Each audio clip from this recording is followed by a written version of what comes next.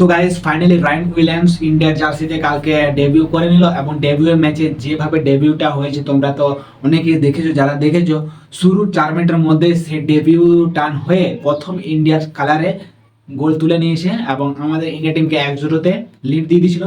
তো কালকের ম্যাচটা আমরা 2-1 হংকংকে হারিয়ে দিই এবং এটা আমাদের ভালো একটা রেজাল্ট গেছে, কিন্তু আমাদের যে দুটো এজ ক্যাটাগরির যে দুটো খেলা ছিল, যেটা হচ্ছে আন্ডার 17, যেটা ছিল হচ্ছে সাউথ কোরিয়ার সঙ্গে, সেই ম্যাচটা আমরা 2-1 হেরে যাই এবং আমাদের আন্ডার 23 1-0-তে তাজিকিস্তানের কাছে হেরে যায়। তো সেটার ব্যাপারে একটু পরে কথা বলছি। তো প্রথমে আমরা বলি আজকের যে ম্যাচ ছিল হংকং এর সঙ্গে, তো এই ম্যাচটা খুব ইন্টারেস্টিং ছিল গাইস। তো প্রথম থেকে আমরা অ্যাটাক সানাই এবং রায়ান উইলিয়ামস 4 মিনিটের মাথায় দারুণ ফিনিশ করে আমাদেরকে 1-0-তে আগিয়ে দেয়। তারপরে অনেক চান্স ক্রিয়েট করেছি আমরা, ভালো ভালো কালকে অ্যাটাক করেছি। কালকে মানবিন সিং, লিস্টন কোলাসও কালকে ভালো খেলছিল, কারণ ওর টাচগুলা এবং রানগুলো এবং যে ছোট ছোট টাচ আশিক কুরনের জন্য যে সব বল তৈরি করা এবং অন্য প্লেয়ারদের জন্য যে বল তৈরি করা দারুণ দারুণ ভালো খেলছিল। তারপরে এদিকে আকাশ মিশ্রা হাফ টাইমের পর মোটামুটি 50 মিনিটের মাথায় 2-0 এগিয়ে দেয়।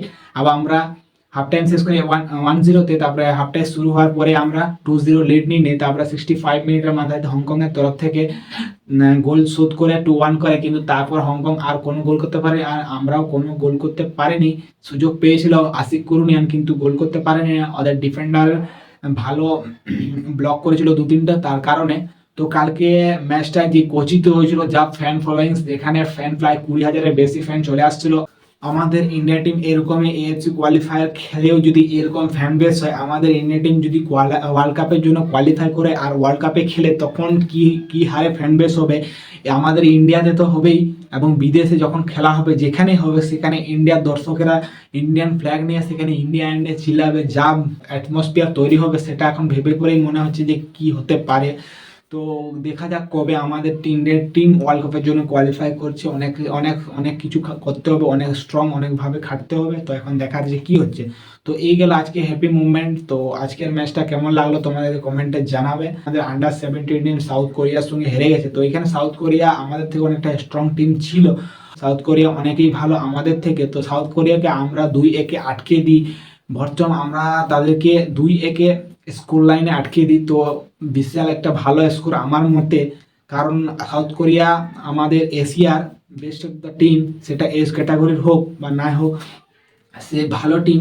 তো তাকে আমরা 2-1 হার দিয়েছি, সেটা আমরা পজিটিভভাবে নিতে পারি, কারণ ভালো পারফরমেন্স দেখেছে আমাদের ইন্ডিয়া টিমরা।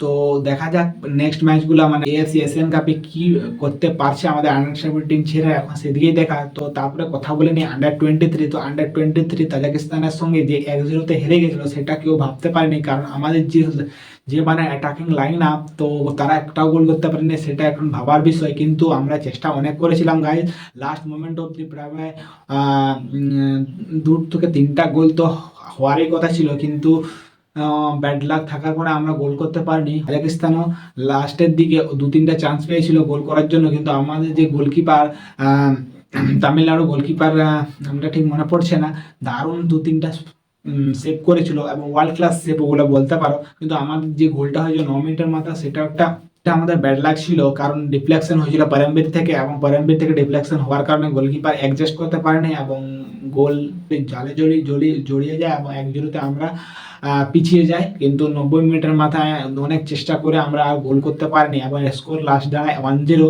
এবং এই ট্রাইনেশন সিরিজ তাজিকিস্তান জিতে করে চলে যায়। তো এর থেকে আমাদের অনেক কিছু শিখতে পারলাম। তো এখন দেখার যে আন্ডার 23 অনেক প্রমিসিং ফুটবলার আছে, অনেক ভালো ভালো ফুটবলার আছে, তাদেরকে নার্চার করতে হবে, ইন্ডিয়া টিমে সিনিয়র টিমে চান্স দিতে হবে, তাহলে যে আমাদের ফিউচার ব্রাইট হবে। তো কালকের ম্যাচটা খুব ইন্টারেস্টিং ছিল, যারা যারা দেখেছো আজকে গিয়ে হাইলাইট দেখে নেবে যে আমাদের ইন্ডিয়া টিমও অনেক অ্যাটাক তৈরি করেছিল। তো তো এই ম্যাচগুলো তোমরা দেখেছো, তো কেমন লাগলো কমেন্টে জানাবে। তো আজকের ভিডিওতে এইটুকুই কথা ছিল যে এই ম্যাচগুলোর ব্যাপারে। তো নেক্সট ভিডিও খুব ইন্টারেস্টিং হবে। তো ভিডিওগুলো ভালো লাগে তো ভিডিওটাকে লাইক করে দেবে এবং এই চ্যানেলে প্রথমবার এসে চ্যানেলটাকে সাবস্ক্রাইব করে যাবে। তো দেখা হচ্ছে নতুন কোনো ভিডিওতে।